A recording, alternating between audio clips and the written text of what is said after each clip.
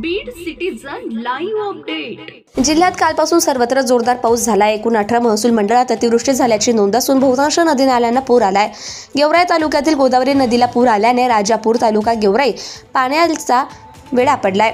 राक्षस भुवन तालुका गेवराई येथील शनी मंदिर पाण्याखाली गेलं असून गंगावाडी तालुका गेवराई येथील पुलावरून पाणी जात असल्याने वाहतूक बंद झाली आहे। दरम्यान पैठणच्या जायकवाडी धरणाचे दरवाजे उघडले असून त्यातून गोदावरीत पाणी सोडण्यात आले, तर माजलगाव धरणाचेही वर्ग द्वार क्रमांक 11, 6, 16, 10, 9, 13, 8, 12, 14 आणि 25 हे 10 दरवाजे 0.80 मीटरनं उघडण्यात आले। यामधून सिंदफना नदीपात्रात 31,335.35 क्युसेकनं इतकं पाणी सोडण्यात आलं।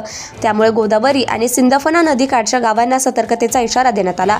बीड जिल्ह्यात कालपासून सुरू असलेल्या जोरदार पावसाने नदी नाल्यांना पूर आलाय। गेल्या 24 तासात बीड जिल्ह्यात 46.1 मिमी पावसाची नोंद झाली आहे। त्यामध्ये गेवराई तालुक्यातील सर्वाधिक 94.6 मिमी, तर शिरूर कासार तालुक्यात 94.2 मिमी पावसाची नोंद झाली आहे।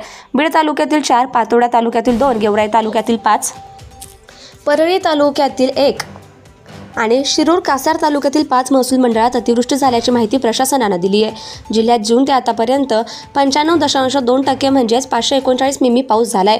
राजापूर गावाला पुराच्या पाण्याचा वेढा राजराजेश्वर मंदिर, रामेश्वर मंदिर, हनुमान मंदिर, मस्जिद जवळपास अंगणवाडी, दर्गा परिसरात राजापूर गावातून निघण्यासाठी रस्त्यावर पाणी, पूर्ण गावापासून 1 ते 1.5 अंतरावर शेतकरी बांधवांच्या शेतात पाणी घुसले, पूर्ण पाण्याचा वेढा झाला।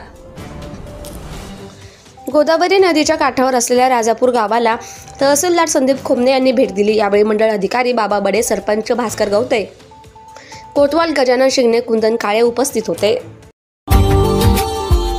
Subscribe now and press the bell icon. Never miss an update.